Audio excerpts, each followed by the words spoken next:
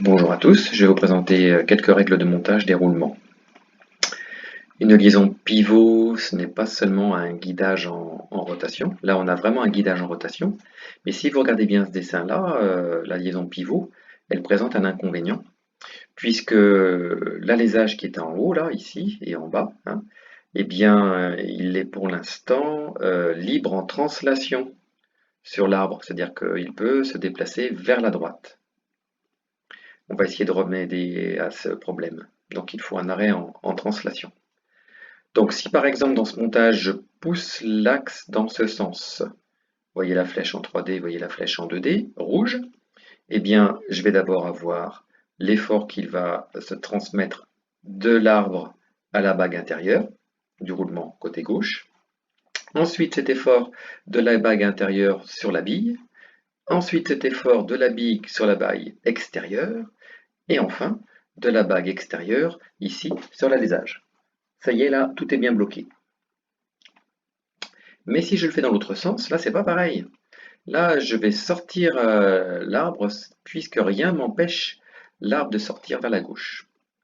Donc, il faut absolument, quand je pousse ici, mettre quelque chose qui me permette d'interdire la translation de l'arbre vers la gauche. Ça c'est bien, mais c'est pas montable. Là, si j'ai de la matière à gauche, si j'ai de la matière à droite, comment je fais pour monter les bagues intérieures de mes roulements sur mon arbre? C'est impossible. Donc il faut que je puisse faire une solution qui soit démontable. Donc je vais ajouter une nouvelle pièce. Alors, comment faire? Première étape, première solution, l'anneau élastique ou le circlips. Le voici présenté en coupe, sur la droite. Ensuite, il me faut une gorge au bout de l'axe. Et ensuite, j'y positionne mon anneau élastique. Et là, maintenant, c'est nickel. Si je pousse vers la gauche, je vais d'abord pousser mon arbre sur l'anneau élastique, puis ensuite l'anneau élastique sur la bague intérieure du roulement, rebelote sur la bille, sur la bague extérieure, et la bague extérieure, je vais m'appuyer sur ici la roue ou l'alésage. Donc là, j'ai assuré la fonction. Maintenant, j'ai vraiment une liaison pivot grâce à cet anneau élastique. Je pouvais montrer un écrou, démonstration. Il faut fileter l'extrémité de l'arbre, mettre une bague et un écrou, que l'on peut représenter de cette façon-là, hein, puisqu'on n'est pas obligé de couper les écrous et les bagues. Et là, j'ai également ma liaison pivot avec mon arbre immobilisé en translation. Là, il y a quand même un risque de desserrage de l'écrou hein, avec les vibrations. Donc il faut faire attention à ça. Il faudrait, dans ces cas-là, utiliser une autre sorte d'écrou. Par exemple, l'écrou à créneau, dans lequel on va mettre une goupille qui va s'insérer dans le trou percé de l'axe, et là, l'écrou ne pourra pas se dévisser. Ou alors l'écrou à encoche, qui est lui avec une rondelle frein, qui s'insère dans une rainure. Voyons ça. J'ai un axe fileté pour mettre mon écrou, rainuré.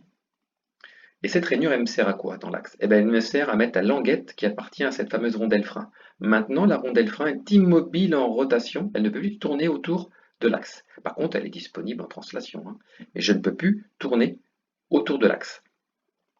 Ensuite, je viens serrer mon écrou, et en serrant mon écrou, qu'est-ce que je fais? J'utilise une des languettes de ma rondelle frein que je vais rabattre dans l'encoche ici. Donc voilà, avec ce système-là, j'ai une immobilisation totale de l'écrou, il n'y a pas de risque de dévissage.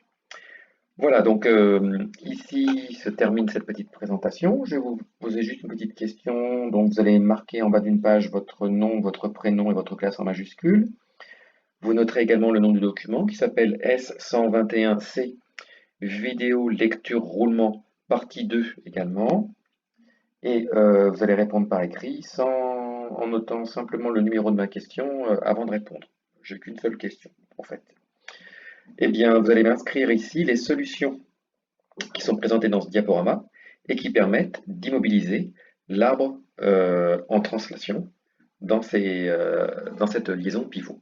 Voilà. Allez, je vous souhaite bon courage et je vous dis à bientôt.